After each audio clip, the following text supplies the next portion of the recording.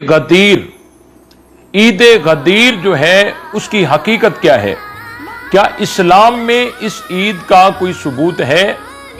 देखिए, ये यहूदियों की तरफ से एक साजिश है और जो नबी पाक सल्लल्लाहु अलैहि वसल्लम के प्यारे दामाद और वो दोहरे दामाद हजरत उस्मान गनी रजी अल्लाह ताला अन्हु की शहादत के दिन पर 18 जिलहज्जा को ये खुशी मनाकर और लोगों को बेवकूफ़ बनाकर कहते हैं कि ये हजरत अली रजी अल्लाह ताला अन्हु की खिलाफत का जब ऐलान हुआ था ये उसकी खुशी है। हालांकि ये सरासर धोखा है और ये ज़्यादती का मौका मनाकर और लोगों के सामने खुशी करते हैं और कहते हैं ये खुशी का मौका है।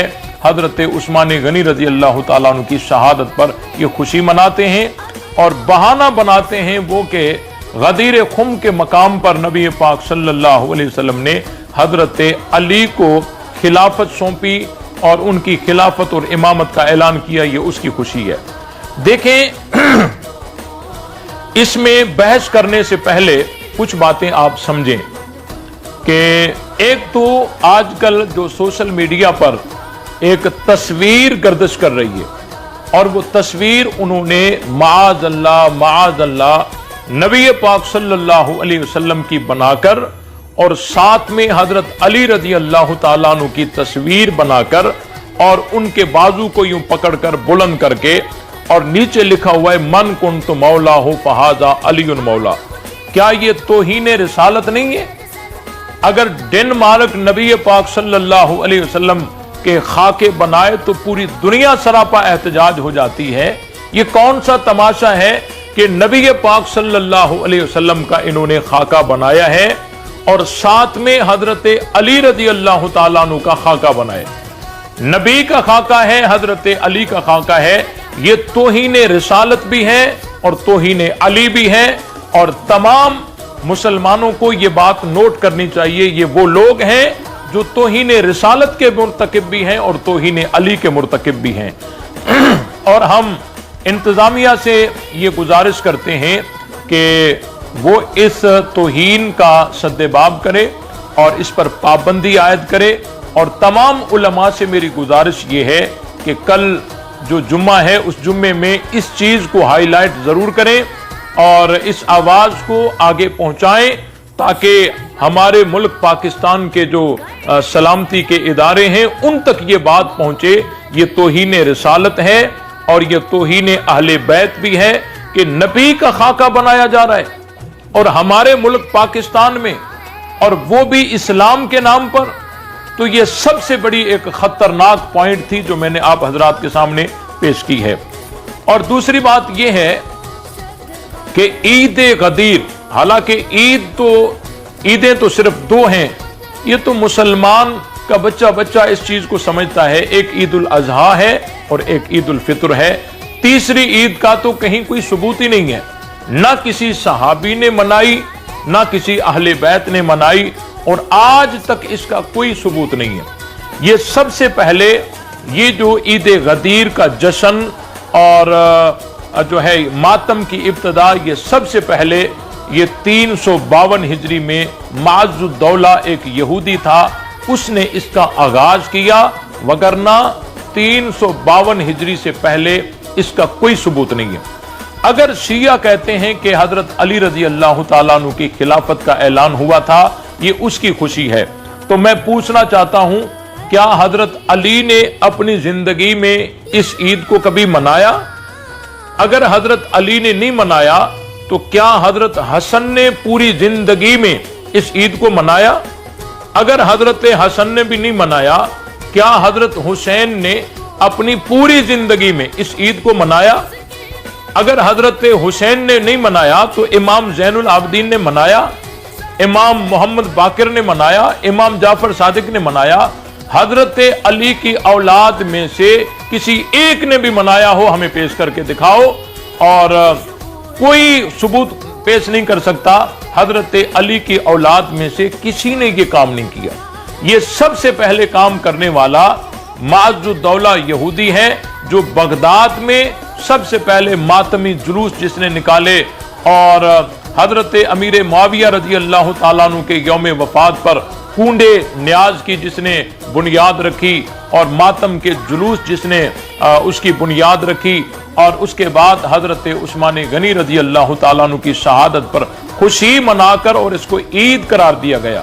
کتنی افسوس کی بات ہے کہ صحابی رسول جو نبی کے دوہرے داماد ہوں، جو نبی پاک صلی اللہ علیہ وسلم سے کئی بار جنت کی بشارت پا چکے ہوں، ان کی شہادت کی خوشی میں اور شہادت کے دن پر، شہادت کے موقع پر خوشی منائی جائے، یہ کتنا افسوس والا مقام ہے، کتنا یہ ایک اخلاق سے گرا ہوا عمل ہے کہ نبی پاک صلی اللہ علیہ وسلم کا دوہرا داماد اور حضرت عثمان کے، حضرت علی کے ہم زلف ہیں حضرت عثمان غنی، ان کی شہادت پر یہ خوشی مناتے ہیں۔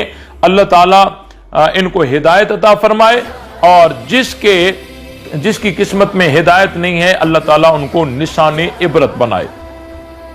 اور دوسری بات یہ ہے کہ جس عنوان پر یہ خوشی مناتے ہیں، دیکھیں اس مذہب کی حماقت، دیکھیں بے وقوفی، دیکھیں کہ اسی بات پر واویلا بھی کرتے ہیں کہ خلافت غصب ہو گئی، خلافت غصب ہو گئی، پھر اسی بات پر خوشی بھی مناتے ہیں، خلافت مل گئی، اسی بات پر خوشی بھی ہے، اسی بات پر غم بھی ہے۔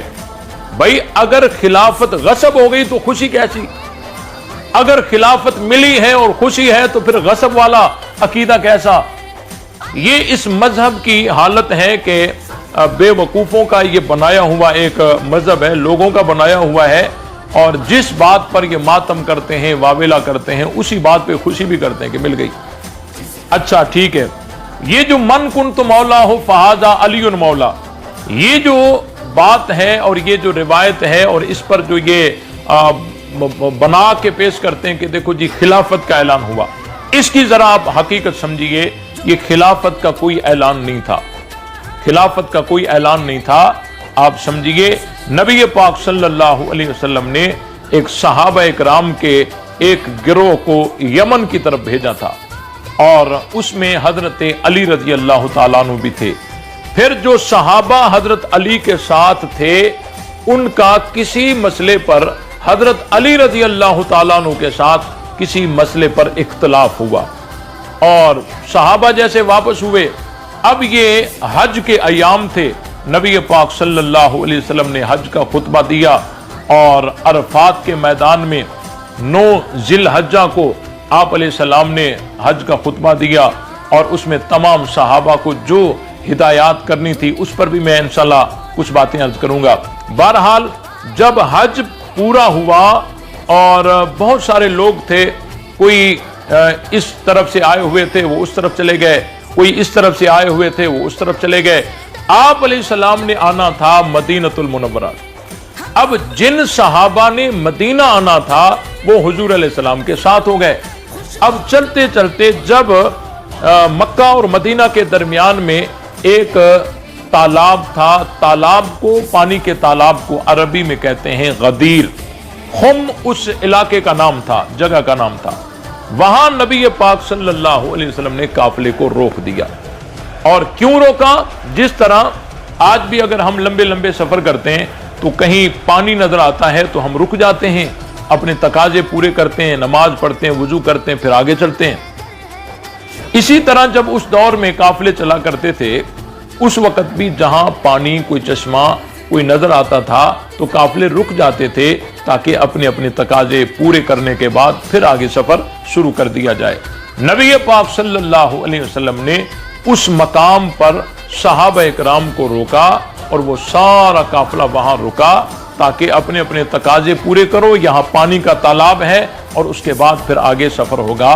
تو صحابہ اکرام جن کو حضرت علی رضی اللہ تعالیٰ عنہ سے شکایت تھی، انہوں نے دیکھا کہ اب حج بھی مکمل ہو گیا ہے اور ہر کوئی اپنے اپنے علاقے کی طرف جا چکا ہے، اور نبی پاک صلی اللہ علیہ وسلم یہاں رکے بھی ہیں، اب فرصت بھی ہے، اگر ہم اظہار معافی ضمیر کر لیں اور جو شکایت ہے وہ کریں۔ تو ان صحابہ نے نبی پاک صلی اللہ علیہ وسلم کو وہ شکایات کی۔ پھر نبی پاک صلی اللہ علیہ وسلم نے حضرت علی رضی اللہ تعالیٰ عنہ کو بلایا اور حضرت علی رضی اللہ تعالیٰ عنہ سے موقف سنا، ان کی باتیں سنی، حضرت علی کی باتیں سنی۔ سننے کے بعد آپ علیہ السلام نے ان کے مسئلے کو رفع دفع کرنے کے لیے ایک خطبہ بھی ارشاد فرمایا، اور اس خطبے میں ایک جملہ یہ تھا کہ من کنت مولا ہو فہذا علی مولا ہو، اللہم والی من والا ہو وعاد من عادا ہو، کہ جس کا میں دوست ہوں اس کا علی دوست ہے۔ اے اللہ، جو علی سے دوستی رکھے اسے تو بھی دوستی رکھ، اور جو علی سے دشمنی رکھے اسے تو بھی دشمنی رکھ۔ اب یہاں پر نبی پاک صلی اللہ علیہ وسلم نے اس محبت کے مقابلے میں دشمنی لا کر اس کے تقابل میں بتا دیا کہ مولا کا معنی محبت ہے اور دوستی ہے، یہ وہ مولا ہے جو دشمنی کے مقابلے میں یعنی دوستی والا ہے، اس کا معنی دوستی ہے۔ اب یہاں پر خلافت کا تو کوئی مسئلہ ہی نہیں تھا، صحابہ